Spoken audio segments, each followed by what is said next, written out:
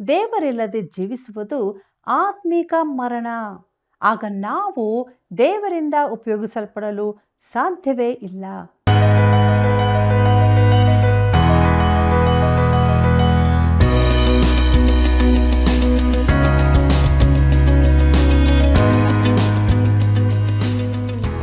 ಆತ್ಮೀಯ ವೀಕ್ಷಕರೇ, ದೈವಾನ್ವೇಷಣೆ ಸತ್ಯವೇದ ಅಧ್ಯಯನ ಕಾರ್ಯಕ್ರಮಕ್ಕೆ ಬಹು ಪ್ರೀತಿಯಿಂದ ಸ್ವಾಗತಿಸುತ್ತೇವೆ. ಈ ದಿನಗಳಲ್ಲಿ ಲೋಕವು ದೇವರನ್ನು ಬದಿಗಿರಿಸಿದೆ. ಇಸ್ರಾಯೇಲರು ಕೂಡ ಅಂದು ಅದೇ ರೀತಿಯಾಗಿ ಜೀವಿಸಿದರು. ಆದರೂ ದೇವರು ಅವರನ್ನು ಪ್ರೀತಿಸಿ ದಕ್ಷಿಣ ಕೆಲವು ಅರಸರುಗಳ ಮೂಲಕ ಭಕ್ತಿ ಸಂಜೀವನದ ಹಾದಿಯಲ್ಲಿ ಅವರನ್ನು ನಡೆಸಿದನು. ಬನ್ನಿರಿ, ದೇವರ ವಾಕ್ಯಗಳನ್ನು ಅಭ್ಯಾಸಿಸಿ ನಮ್ಮ ಜೀವಿತದಲ್ಲಿ ದೇವರ ಚಿತ್ತದ ಪ್ರಕಾರ ನಡೆದು ದೇವರನ್ನು ಘನಪಡಿಸೋಣವೇ? ಕಾರ್ಯಕ್ರಮ ವೀಕ್ಷಿಸಿದ ನಂತರ ಕರೆ ಮಾಡಲು ಮರೆಯಬೇಡಿರಿ. ಬನ್ನಿ ಈಗ ಪ್ರಾರ್ಥನೆಯನ್ನು ಮಾಡೋಣ.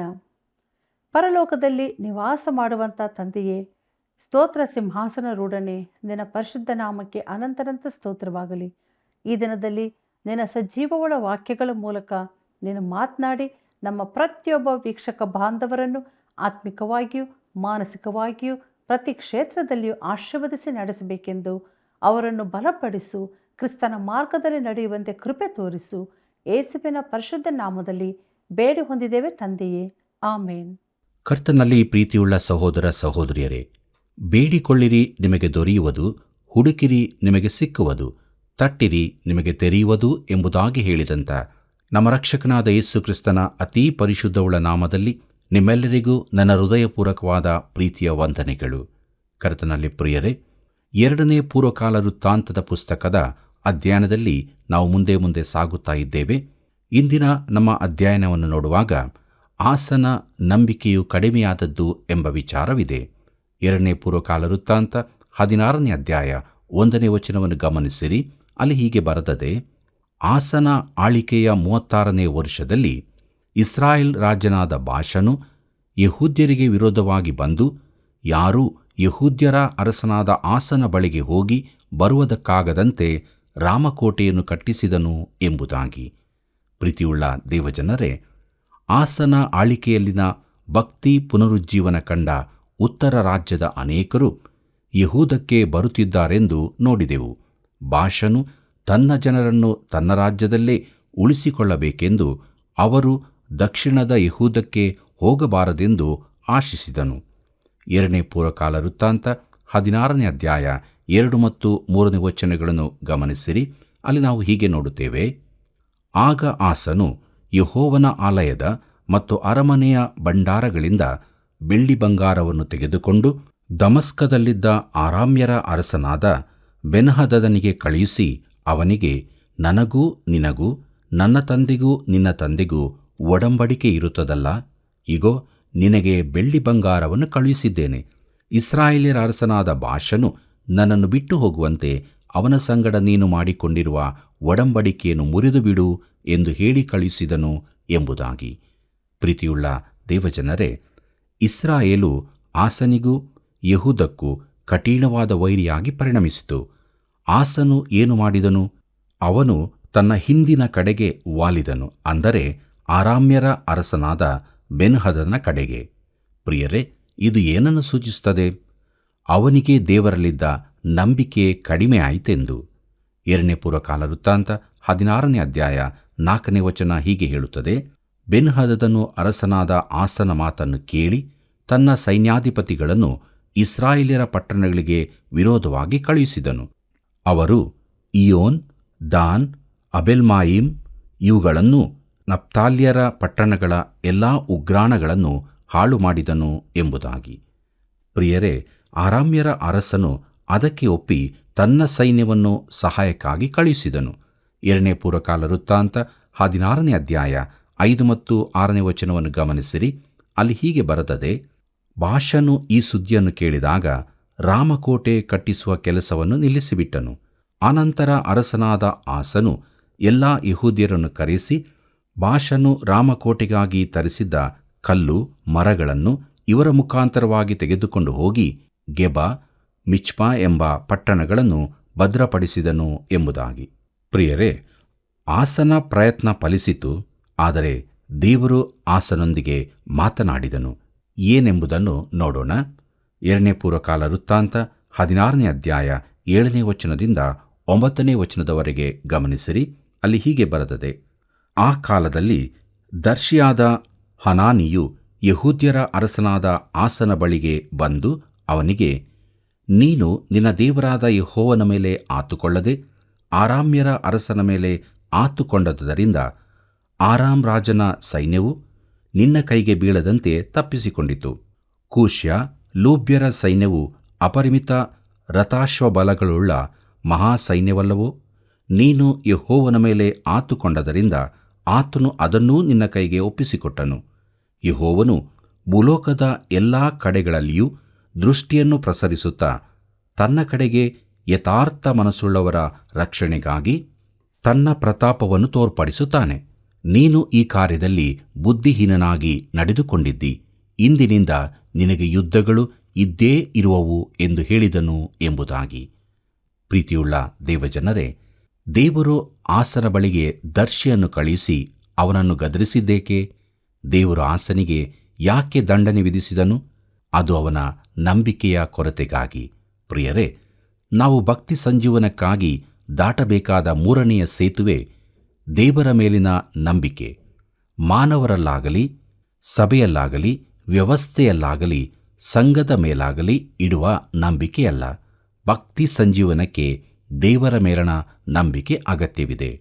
ಪ್ರಿಯರೇ, ಬಾಷನು ಆಸನ ವಿರುದ್ಧ ಯುದ್ಧಕ್ಕೆ ಬಂದಾಗ ಆಸನು ಆರಾಮ್ಯರ ಅರಸನಾದ ಬೆನ್ಹದದನ ಕಡೆಗೆ ತಿರುಗಿಕೊಂಡನು. ದೇವರು ಆಸನನ್ನು ಖಂಡಿತವಾಗಿ ಬಿಡಿಸುತ್ತಿದ್ದನೆಂದು ಅನಾನಿಯು ಹೇಳುತ್ತಾನೆ. ದೇವರು ಕೂಷ್ಯ ಲೂಬ್ಯರ ಸೈನ್ಯದಿಂದ ಅವರನ್ನು ತಪ್ಪಿಸಿದ್ದನು. ಆದರೂ ಈ ಇಕ್ಕಟ್ಟು ಬಂದಾಗ ಅವನು ನಂಬಿಕೆಯಲ್ಲಿ ಕಡಿಮೆಯಾಗಿ ಕಂಡನು. ಪ್ರಿಯರೇ, ನಮ್ಮ ನಂಬಿಕೆಯನ್ನು ನಾವು ಕ್ರಿಸ್ತನ ಮೇಲೆ ಇರಿಸಿದಾಗ ನಂಬಿಕೆಯ ಮೂಲಕ ನೀತಿವಂತರಾಗಿ ನಾವು ರಕ್ಷಿಸಲ್ಪಡುತ್ತೇವೆ.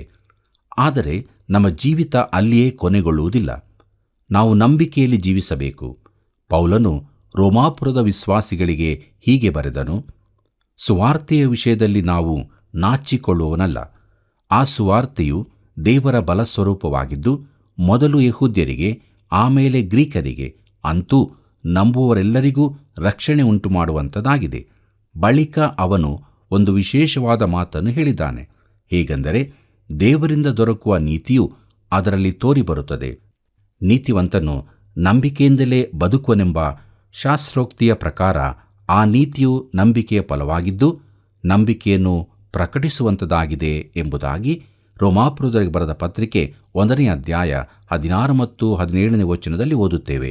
ಪ್ರಿಯರೇ, ನಂಬಿಕೆಯಲ್ಲಿ ದೇವರ ನೀತಿಯು ಪ್ರಕಟವಾಗುತ್ತದೆಂಬುದರ ಅರ್ಥವೇನು? ಅಂದರೆ ನಂಬಿಕೆಯಿಂದ ನಾವು ರಕ್ಷಣೆ ಹೊಂದಿ ನಂಬಿಕೆಯಿಂದಲೇ ಜೀವಿಸಬೇಕು. ಪ್ರಿಯರೇ, ಹನಾನಿಯು ಆಸನಿಗೆ ಹೇಳುತ್ತಾನೆ, ಯೆಹೋವನು ಭೂಲೋಕದ ಎಲ್ಲಾ ಕಡೆಗಳಲ್ಲಿಯೂ ದೃಷ್ಟಿಯನ್ನು ಪ್ರಸರಿಸುತ್ತಾ ತನ್ನ ಕಡೆಗೆ ಯಥಾರ್ಥ ಮನಸ್ಸುಳ್ಳವರ ರಕ್ಷಣೆಗಾಗಿ ತನ್ನ ಪ್ರತಾಪವನ್ನು ತೋರ್ಪಡಿಸುತ್ತಾನೆ ಎಂದು. ಹೌದು, ದೇವರು ತನ್ನಲ್ಲಿ ನಂಬುವವರಿಗಾಗಿ ಹುಡುಕುತ್ತಿರುತ್ತಾನೆ. ಪ್ರಿಯ ಸ್ನೇಹಿತನೇ, ನೀನು ಅಂತಹ ವ್ಯಕ್ತಿಯಾಗಲು ಇಚ್ಛಿಸ್ತೀಯೋ? ಆತನ ದೃಢವಾದ ವಾಕ್ಯದ ಆಧಾರದಲ್ಲಿ ನೀನು ಆತನನ್ನು ನಂಬಬಹುದು. ದೇವರನ್ನು ನಂಬದೆ ಆತನನ್ನು ಮೆಚ್ಚಿಸುವುದು ಅಸಾಧ್ಯವೆಂಬುದು ನಿನಗೆ ತಿಳಿದದೆಯೋ? ನಂಬಿಕೆಯಿಲ್ಲದೆ ದೇವರನ್ನು ಮೆಚ್ಚಿಸುವುದು ಅಸಾಧ್ಯ ಎಂಬುದಾಗಿ ಇಬ್ರಿಯರಿಗೆ ಬರೆದ ಪತ್ರಿಕೆ 11ನೇ ಅಧ್ಯಾಯ 6ನೇ ವಚನದಲ್ಲಿ ಓದುತ್ತೇವೆ. ಪ್ರಿಯರೇ, ನಮ್ಮ ಸುತ್ತಲೂ ಸಾಕ್ಷಿಗಳು ಆವರಿಸಿದ್ದಾರೆಂದು ಇಬ್ರಿಯ ಗ್ರಂಥಕರ್ತನು ಹೇಳುತ್ತಾನೆ. ಈ ಕಾರಣದಿಂದ ನಾವು ಅಭ್ಯಂತರ ಮಾಡುವ ಎಲ್ಲಾ ಭಾರವನ್ನು, ಹತ್ತಿಕೊಳ್ಳುವ ಪಾಪವನ್ನು ನಾವು ಸಹ ತೆಗೆದಿಟ್ಟು ಎಂಬುದಾಗಿ ನೋಡುವಾಗ ಆ ಪಾಪ ಯಾವುದು? ಅದು ಅಪನಂಬಿಕೆಯೇ. ಪ್ರಿಯರೇ, ನೇಮಕವಾದ ಓಟವನ್ನು ಸ್ಥಿರ ಚಿತ್ತದಿಂದ ಓಡೋಣ ಎಂಬುದಾಗಿ ನೋಡುತ್ತೇವೆ. ಅಂದರೆ ನಾವು ನಂಬಿಕೆಯಿಂದ ರಕ್ಷಣೆ ಹೊಂದುವುದು ಮಾತ್ರವಲ್ಲದೆ ನಂಬಿಕೆಯಲ್ಲಿಯೇ ಜೀವಿಸೋಣ ಎಂಬುದೇ. ಪ್ರಿಯರೇ, ಅನೇಕರು ಕ್ರೈಸ್ತರೆಂದು ಹೇಳಿಕೊಂಡರೂ ನಂಬಿಕೆ ಇಲ್ಲದವರಾಗಿರುತ್ತಾರೆ. 2ನೇ ಪೂರ್ವಕಾಲ ವೃತ್ತಾಂತ 16ನೇ ಅಧ್ಯಾಯ 10ನೇ ವಚನ ಹೀಗೆ ಹೇಳುತ್ತದೆ: ಆಸನು ಈ ಮಾತುಗಳ ದೆಸೆಯಿಂದ ಬೇಸರಗೊಂಡು ದರ್ಶಿಯ ಮೇಲೆ ಕೋಪಗೊಂಡು ಅವನನ್ನು ಸೆರೆಮನೆಯಲ್ಲಿಡಿಸಿ ಕೋಳ ಹಾಕಿಸಿದನು. ಇದಲ್ಲದೆ ಜನರಲ್ಲಿ ಕೆಲವರನ್ನು ಪೀಡಿಸಿದನು ಎಂಬುದಾಗಿ. ಪ್ರೀತಿಯುಳ್ಳ ಸಹೋದರ ಸಹೋದರಿಯರೇ, ಇದು ವಿಚಿತ್ರವಾದದ್ದು. ಆಸನು ಗದರಿಕೆಯನ್ನು ಇಷ್ಟಪಡಲಿಲ್ಲ. ಯಾಕೆಂದರೆ ಅವನು ಅದನ್ನು ನಂಬಲಿಲ್ಲ. ಅಲ್ಲದೆ ದೇವರ ಮೇಲೆ ಅವನಿಗೆ ನಂಬಿಕೆಯಾಗಲಿ ಭರವಸವಾಗಲಿ ಇರಲಿಲ್ಲ. ದೇವರಿಲ್ಲದೆ ಜೀವಿಸುವುದು ಆತ್ಮಿಕ ಮರಣವಾಗಿದೆ. ಆಗ ನಾವು ದೇವರಿಂದ ಉಪಯೋಗಿಸಲ್ಪಡಲು ಸಾಧ್ಯವಿಲ್ಲ. ಮುಂದಕ್ಕೆ ದೇವರು ಅವನನ್ನು ಅಸ್ವಸ್ಥದಿಂದ ಹೊಡೆದನು. 2ನೇ ಪೂರ್ವಕಾಲ ವೃತ್ತಾಂತ 16ನೇ ಅಧ್ಯಾಯ 12ನೇ ವಚನವನ್ನು ಗಮನಿಸಿರಿ. ಅಲ್ಲಿ ಹೀಗೆ ಬರೆದದೆ, ಅವನ ಆಳಿಕೆಯ 39ನೆಯ ವರ್ಷದಲ್ಲಿ ಅವನ ಕಾಲುಗಳಿಗೆ ಬಹು ಕಠಿಣವಾದ ರೋಗವುಂಟಾಯಿತು. ಈ ರೋಗದಲ್ಲಿಯೂ ಅವನು ಯೆಹೋವನ ಸಹಾಯವನ್ನು ಕೋರದೆ ವೈದ್ಯರ ಸಹಾಯವನ್ನೇ ಕೋರಿದನು ಎಂಬುದಾಗಿ. ಪ್ರೀತಿಯುಳ್ಳ ಸಹೋದರ ಸಹೋದರಿಯರೇ, ದೇವರು ಅವನಿಗೆ ಬಹು ತೀವ್ರತರದ ಗಂಭೀರ ಕಾಯಿಲೆಯುಂಟಾಗುವಂತೆ ಮಾಡಿದನು. ಅವನು ವೈದ್ಯರ ಸಲಹೆ ಕೇಳಿದನು. ಇದರಲ್ಲೇನೂ ತಪ್ಪಿಲ್ಲ. ಆದರೆ ಈ ಯಾವ ಸಂದರ್ಭದಲ್ಲೂ ಅವನು ದೇವರ ಕಡೆಗೆ ತಿರುಗಲಿಲ್ಲ. ಒಬ್ಬ ವಿಶ್ವಾಸಿಯು ಅಸ್ವಸ್ಥಕ್ಕೊಳಗಾದಾಗ ವೈದ್ಯರ ಬಳಿಗೆ ಹೋಗುವಷ್ಟೇ ಮುಖ್ಯವಾದದ್ದು ದೇವರ ಬಳಿಗೆ ಹೋಗುವುದೂ ಕೂಡ. ನಿನಗೆ ಅಸ್ವಸ್ಥ ಉಂಟಾದಾಗ ನೀನು 2 ಸಂಗತಿಗಳನ್ನು ಮಾಡಬೇಕು. ವೈದ್ಯರನ್ನು ಕರೆಯಬೇಕು ಮತ್ತು ದೇವರನ್ನೂ ಪ್ರಾರ್ಥಿಸಬೇಕು. ಯಾಕೋಬನ ಪತ್ರಿಕೆ 5ನೇ ಅಧ್ಯಾಯ 14ನೇ ವಚನದಲ್ಲಿ ನಾವು ಹೀಗೆ ಓದುತ್ತೇವೆ, ನಿಮ್ಮಲ್ಲಿ ಅಸ್ವಸ್ಥನಾಗಿರುವವನು ಇದ್ದಾನೋ ಅವನು ಸಭೆಯ ಹಿರಿಯರನ್ನು ಕರೆಯೇ ಕಳಿಸಲಿ. ಅವರು ಕರ್ತನ ಹೆಸರಿನಲ್ಲಿ ಎಣ್ಣೆ ಹಚ್ಚಿ ಅವನಿಗೋಸ್ಕರ ದೇವರನ್ನು ಪ್ರಾರ್ಥಿಸಲಿ ಎಂಬುದಾಗಿ. ಪ್ರಿಯರೇ, ಅವನು 2 ಸಂಗತಿಗಳನ್ನು ಮಾಡಲು ಹೇಳಿದ್ದಾನೆ. ಮೊದಲನೆಯದು ಪ್ರಾರ್ಥನೆ, 2ನೆಯದು ರೋಗಿಗೆ ಎಣ್ಣೆ ಹಚ್ಚುವುದು. ಅದು ಒಂದು ಧಾರ್ಮಿಕ ವಿಧಿಯಲ್ಲ, ಅದು ವೈದ್ಯಕೀಯ ಕ್ರಿಯೆ. ದೇವರನ್ನು ಪ್ರಾರ್ಥಿಸಬೇಕು, ವೈದ್ಯರನ್ನೂ ಕರೆಯಬೇಕೆಂದು ಅವನು ಹೇಳುತ್ತಿದ್ದಾನೆ. ಇದು ಪ್ರಾಯೋಗಿಕವಾದದ್ದು. ಕರ್ತನಲ್ಲಿ ಪ್ರಿಯರೇ, ಆಸನು ಮಾಡಿದ ತಪ್ಪೆಂದರೆ ಅವನು ವೈದ್ಯರನ್ನು ಕರೆದನು, ಆದರೆ ದೇವರನ್ನು ಪ್ರಾರ್ಥಿಸಲಿಲ್ಲ. ಭಕ್ತಿ ಸಂಜೀವನಕ್ಕೆ ಕಾರಣನಾದವನೊಬ್ಬನು ಈಗ ದೇವರೊಂದಿಗಿರದೆ ನಂಬಿಕೆಯನ್ನು ಬಿಟ್ಟು ಜೀವಿಸುತ್ತಿರುವುದು ಅತ್ಯಾಶ್ಚರ್ಯಕರವಾಗಿದೆ ಅಲ್ಲವೇ? ಪ್ರಿಯ ಮಿತ್ರನೇ, ನಂಬಿಕೆಯಿಂದ ಜೀವಿಸುವುದೆಂದರೆ ದೇವರಲ್ಲಿ ನಂಬಿಕೆ ಇಡುವುದೆಂದು ಅರ್ಥ. ಅದರ ಅರ್ಥ ನಾವು ನಮ್ಮ ಸಮಸ್ಯೆ ಕಷ್ಟಗಳನ್ನು ದೇವರ ಬಳಿಗೆ ತಂದು ಆತನಿಗೆ ವಹಿಸಿಬಿಡುವುದು. ಆತನು ನಮ್ಮ ಪ್ರಾರ್ಥನೆಗಳನ್ನು ಕೇಳಿ ಉತ್ತರ ಕೊಡುವನಾದ್ದರಿಂದ ಆತನ ಉತ್ತರ ಏನೇ ಇದ್ದರೂ ನಾವು ಅದನ್ನು ಅಂಗೀಕರಿಸಬೇಕು. ನಮ್ಮ ರೀತಿಯಲ್ಲಿ ಆತನು ಉತ್ತರಿಸಲಿಕ್ಕಿಲ್ಲ, ಆದರೆ ತನ್ನ ಚಿತ್ತಕ್ಕೆ ಸರಿಯಾಗಿ ಉತ್ತರಿಸುತ್ತಾನೆ. ಆದರೆ ಒಂದು ಸಂಗತಿ ಖಂಡಿತ, ನೀನು ಆತನ ಚಿತ್ತದ ಕೇಂದ್ರದಲ್ಲಿರುತ್ತಿ. ನೀನು ಆತನ ಚಿತ್ತದೊಳಗೆ ಇರುವುದಾದರೆ ಅದೇ ಅತ್ಯುತ್ತಮ ಉತ್ತರ.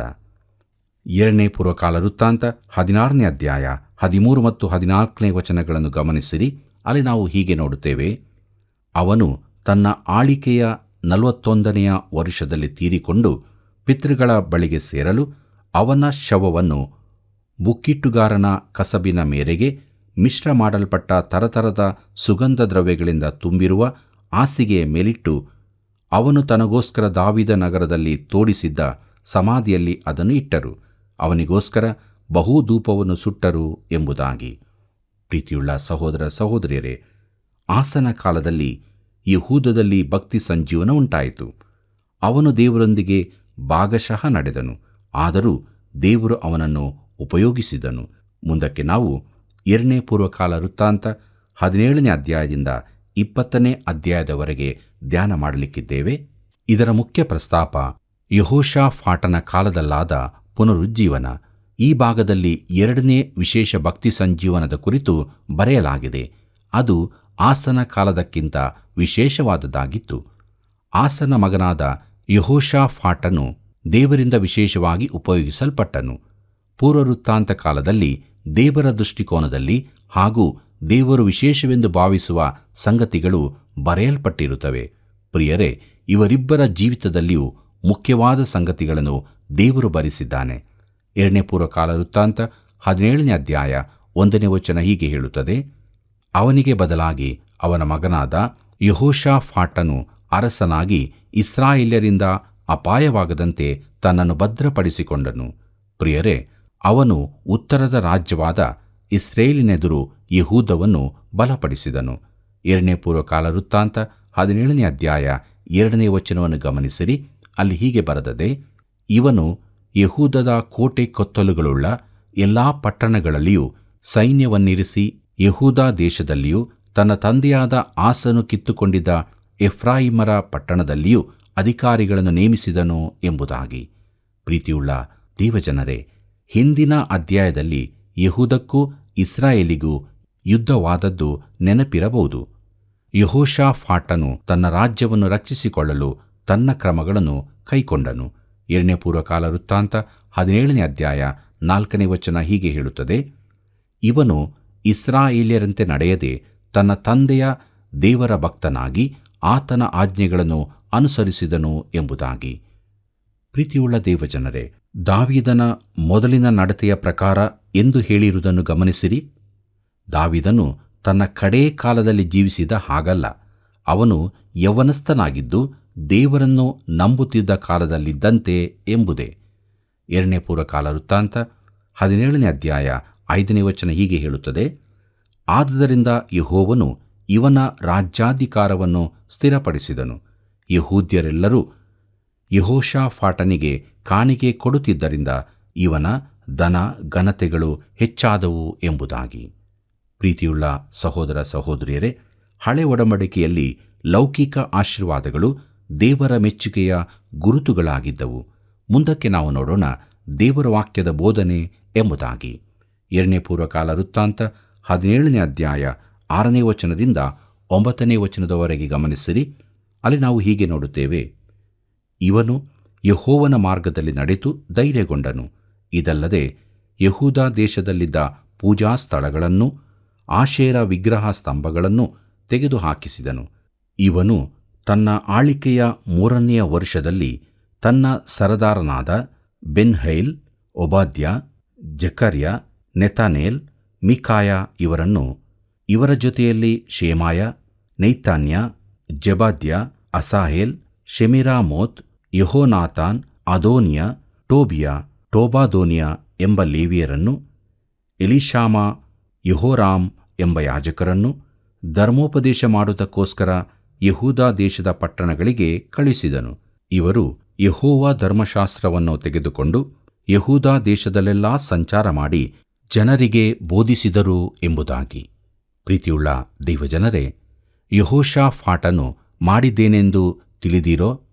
ಅವನು ಸತ್ಯವೇದ ಅಭ್ಯಾಸದ ಕಾರ್ಯಕ್ರಮವೊಂದನ್ನು ಪ್ರಾರಂಭಿಸಿದನು. ಅವನು ಲೇವಿಯರನ್ನು ಕಳುಹಿಸಿದನು.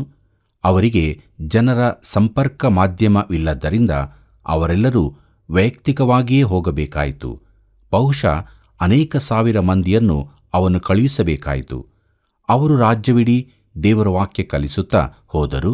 ಸ್ನೇಹಿತರೆ, ಇದು ನಿಜವಾದ ಭಕ್ತಿ ಸಂಜೀವನ.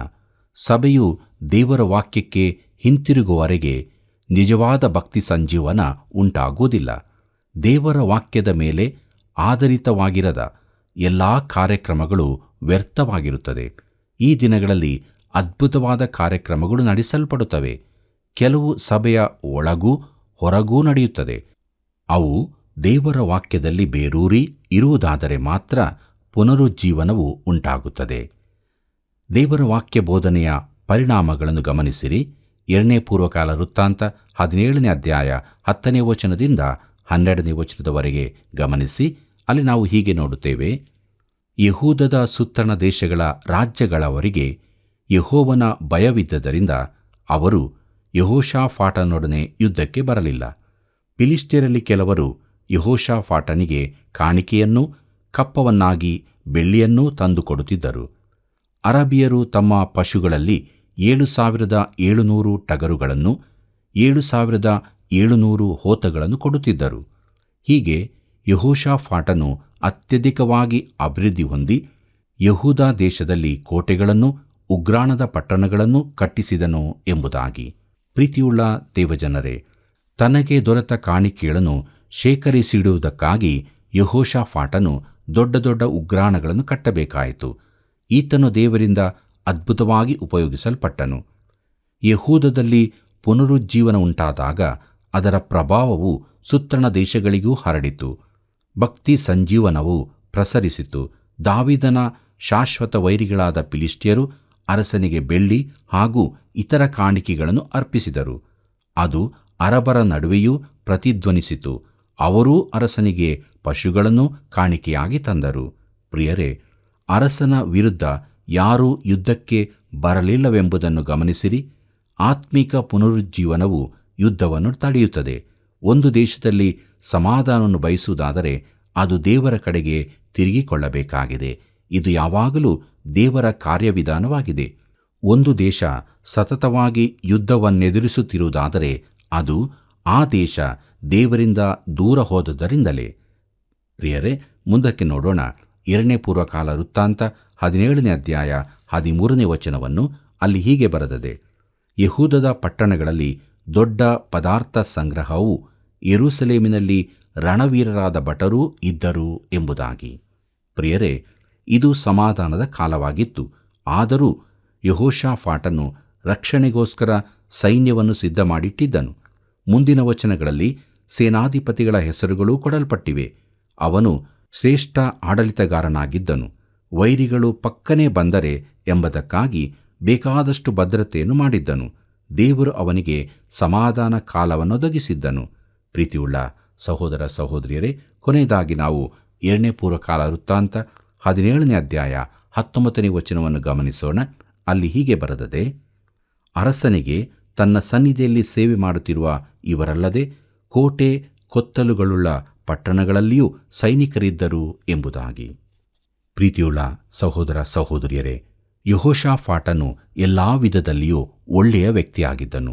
ಆದರೆ ಈಗ ಅವನು ನೆನೆಸಲಾರದ ಕಾರ್ಯವೊಂದನ್ನು ಮಾಡುವುದನ್ನು ನೋಡಲಿದ್ದೇವೆ. ಪ್ರಿಯರೇ, ಆ ಕಾರ್ಯವೇನೆಂಬುದನ್ನು ಮುಂದಿನ ಕಾರ್ಯಕ್ರಮದಲ್ಲಿ ನಾವು ಧ್ಯಾನ ಮಾಡಲಿಕ್ಕಿದ್ದೇವೆ. ದಯವಿಟ್ಟು ನೀವು ಪ್ರಾರ್ಥನಾಪೂರ್ವಕವಾಗಿ ಮುಂದಿನ ಅಧ್ಯಯನಕ್ಕೆ ಸಿದ್ಧರಾಗಬೇಕಾಗಿ ಕೇಳಿಕೊಳ್ಳುತ್ತೇನೆ. ಪ್ರಿಯರೇ, ದೇವರ ವಾಕ್ಯ ನಮ್ಮ ಸಂಗಡ ಮಾತನಾಡಿದೆಯಲ್ಲವೋ? ಹೌದು, ನಾವು ಯಾವಾಗಲೂ ದೇವರ ಎದುರಿನಲ್ಲಿ ಒಳ್ಳೆಯವರಾಗಿರಬೇಕು. ಅಂದರೆ ಆತನ ವಾಕ್ಯಕ್ಕೆ ವಿಧೇಯರಾಗಿ ಜೀವಿಸಬೇಕು. ಇಂಥ ಜೀವಿತವು ಆಶೀರ್ವಾದವನ್ನು ಹೊಂದಿಕೊಂಡ ಜೀವಿತವಾಗಿದೆ. ನಾವು ಹೇಗಿದ್ದೇವೆ ಎಂಬುದನ್ನು ಪರೀಕ್ಷಿಸಿಕೊಳ್ಳೋಣ.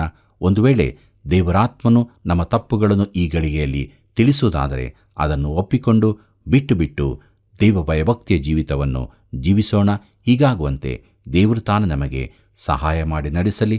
ಕರ್ತನ ಕೃಪೆಯು ಸದಾ ನಿಮ್ಮ ಸಂಗಡ ಇರಲಿ. ಭಕ್ತಿ ಸಂಜೀವನಕ್ಕೆ ದೇವರ ಮೇಲಿನ ನಂಬಿಕೆ ಅಗತ್ಯವಾಗಿದೆ. ನಂಬಿಕೆ ಇಲ್ಲದೆ ದೇವರನ್ನು ಮೆಚ್ಚಿಸುವುದು ಅಸಾಧ್ಯ. ಅರಸನಾದ ಯೆಹೋಷಾಫಾಟನು ದೇವರ ಜೊತೆಯಲ್ಲಿ ಇದ್ದುದರಿಂದ ದೇವರು ಅವನ ರಾಜ್ಯಾಧಿಕಾರವನ್ನು ಸ್ಥಿರಪಡಿಸಿದನು. ಹೌದು ಪ್ರಿಯರೇ, ನಾವು ದೇವರ ವಾಕ್ಯದ ಬೋಧನೆಗೆ ಒಳಪಟ್ಟಾಗ ಮಾತ್ರವೇ ದೇವರ ಅನ್ಯೋನ್ಯತೆಯಲ್ಲಿ ಇರ್ತೇವೆ. ಆಗ ಆತನು ನಮ್ಮನ್ನು ಬಲಪಡಿಸುತ್ತಾನೆ. ಇಂತಹ ಜೀವಿತವನ್ನು ಜೀವಿಸಿ ನಾವು ಯೇಸುವಿನ ಮಕ್ಕಳಾಗಿ ಸಾಕ್ಷಿಗಳಾಗಿ ಇರೋಣ. ಪ್ರಿಯರೇ, ದೇವರ ವಾಕ್ಯಗಳ ಪ್ರಾಮುಖ್ಯತೆ ಎಷ್ಟಿದೆ ಎಂದು ತಿಳಿದು ನಾವು ಇತರರು ದೇವರ ಬಳಿಗೆ ಬರುವಂತೆ ಪ್ರಯತ್ನಿಸೋಣ. ಈ ಸೇವೆಯನ್ನು ಕರೆ ಮಾಡುವುದರ ಮೂಲಕ ಬೆಂಬಲಿಸಿರಿ. ಮತ್ತೆ ಭೇಟಿಯಾಗೋಣ. ವಂದನೆಗಳು.